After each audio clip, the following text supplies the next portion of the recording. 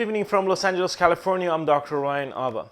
With some of the races too close to call, the control of the House and the Senate is still up for grab. However, one thing is clear, there was no red wave. And with the President Biden's low job approval rating, many had expected the history to repeat itself. But thanks to Trump, this didn't happen. Why? To put it in a Trumpian term, the word on the street is that many candidates did not want him on their campaign trail at all.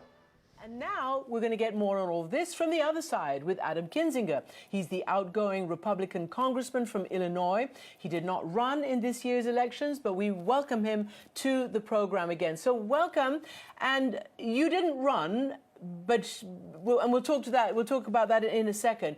But I asked Senator Tim Kaine to react to what I've heard from President Zelensky here, particularly looking at the incoming results and just hoping that no change in the shift or balance of power in the U.S. affects the really staunch support that the U.S. has given this country. What do you think? Yeah, I mean, look, I think we have to always be cautious of any, shift. We always have to defend against those kind of corrupt influences within the GOP or even on the far left that are saying things like, Ukraine isn't worth it, fighting for democracy isn't worth it. But if I'm in Ukraine today and I'm worried about the U.S. abandoning Ukraine, I wouldn't be too worried about it. Again, it's important to keep attacking that, keep talking about the importance of defending democracy. But I think there is strong bipartisan support to support Ukraine. And I think that'll continue, particularly with the makeup of the House and the Senate going forward. Yeah, and in fact, I've been here for the last, while, and there's been actually a pretty long parade of American bipartisan congressional delegation. There was a national security advisor. There's been the U.S. ambassador to the UN, and part of their message is to stand strong. As a congressman who has to sign off on, appropriations and all this military aid and the money coming here, you must feel that it's an investment worth having made, right? Because they seem to be doing pretty well with all the gear and all the training and all the support that they're getting from you and other allies. Yeah, I mean, look, here's the bottom line. Democracy, at a time when we're in the United States trying to figure out what our democracy is going to look like, and it looks like it was somewhat defended by these election results last night so far, you just have to look at the people in Ukraine to see how important democracy is, that they're willing to put their life on the line to defend it, to support it, to fight for it. And, look, if it's not them doing it, if we don't supply Ukraine with the weapons they need and the means to defeat the Russians could walk over Ukraine, and then it goes into NATO territory next. They are fighting on behalf of us all. And so I look at, the money we spend, the aid we give them, and it is a really good deal. I mean, obviously the war in itself is terrible, but from a U.S. perspective, it is a cheap investment in comparison to if we have to bring the full might of the U.S. military. So we need to keep giving Ukraine not just what we have, but figure out what else they need. And that includes, I think, eventually transition them over to NATO standard equipment, NATO standard fighter jets, and longer range things like ATACMS. Mm-hmm. And air defense systems, which you're already sending, and they need more of. And of course, you speak with a lot of knowledge, being a military man yourself. But I want to ask you now about the takeaway, from the elections. Obviously, the Republicans did not do as well as was sort of broadcast. What do you make of that? What do you make of what happened to the MAGA wing? Tell me about your takeaway. Yeah, I think it's a number of things. So I think the abortion decision had an impact. I think our work on the January 6th committee had an impact. I think the attack on Paul Pelosi had an impact.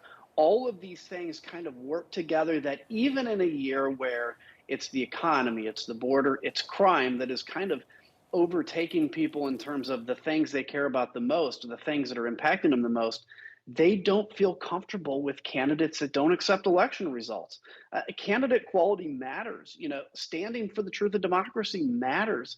And I think what we're seeing so far is that if you want to stand up and deny elections and you want to stand up and attack democracy, you're not going to win. That doesn't mean, though, by the way, that MAGA is going to be, extricated from the Republican Party. It's going to be an intense battle.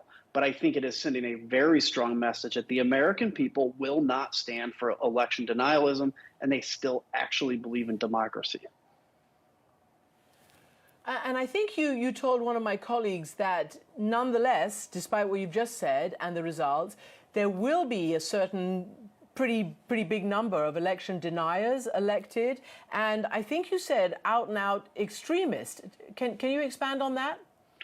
Yeah, I mean, look, I would argue today that of the 200 some Republican members of Congress, there may only be one or two that actually believe 2020 was stolen. They'll go out and say it was stolen because that's, they're performing. But now in this next Congress, you're going to have people that truly believe that the election in 2020 was stolen. You look at a guy like Joe Kent out in Washington State, who's been very openly, in essence, white supremacist and anti-government.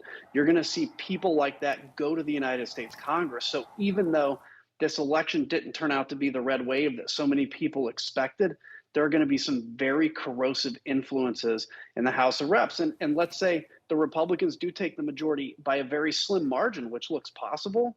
Now, all of a sudden, those people have great power because they can deny the majority the vote to pass something. And that would require the speaker, if it's Kevin McCarthy or whoever, to reach across the aisle to Democrats to pass things, but they haven't shown really a willingness or a desire to do that in the past. And I want to ask you the issue of messaging as well, because I did ask Senator Tim Kaine. As you know, the Democrats were sort of beating themselves up for not putting out the right message. Turns out they did better than expected. But a conservative, Mark Thiessen, who you know of course, said on Fox that there wasn't a red wave, that it's a searing indictment of the Republican Party, a searing indictment of the message that we've been sending to the voters. So do you expect the message to change? And do you expect Trump, the former president, to still be in charge of the message? So this is the million-dollar question. I think the next couple weeks are going to be really indicative of this. So keep in mind, on January 7th, 2021, I thought the Trump thing was over and the Republican Party had been proven wrong. So, but I think what you'll see is Donald Trump try to pin this loss on Kevin McCarthy, because Donald Trump will never accept responsibility for it. If he is able to do that, if he's able to convince the base that Kevin McCarthy lost it and Donald Trump didn't, then you could see Trump stick around. Otherwise, maybe there'll be a big fight. I think either way, though, this is not a good day for Donald Trump. He may survive this at the moment, but it's certain that his influence is waning. So could it be a good day for his at least publicly stated, pundits kind of biggest competitor, and that is Ron DeSantis of Florida, who did win big last night in Florida, and this is what he said afterwards. Florida was a refuge of sanity when the world went mad. We stood as a citadel of freedom for people across this country and indeed across the world. We will never, ever surrender to the woke mob. Florida is where woke goes to die. So does that sound like the beginning of a presidential campaign to you? Yeah, I mean, it does. And I think there's no doubt that, Ron DeSantis had a good night. But I think if you look across the country, I don't think the message was about wokeism. I don't think the message was about we need angry people. It was about we need a defensive democracy, hopeful optimism for the future. And he's got to retune his message if he wants to be the candidate for that. But there's no doubt he had a good night last night. And let's just talk about you, because you have decided not to run again. I understand that it was because of potentially, a difficult primary, but it's also obviously wrapped up in the politics that you're describing now, and who holds the reins of the Republican Party.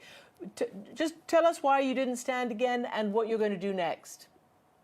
Well, so look, I've started an organization called Country First. It's country1st.com. My focus is going to be nationwide. It's things like defeating toxic tribalism, getting rid of that tribalism that exists. It's grown fast.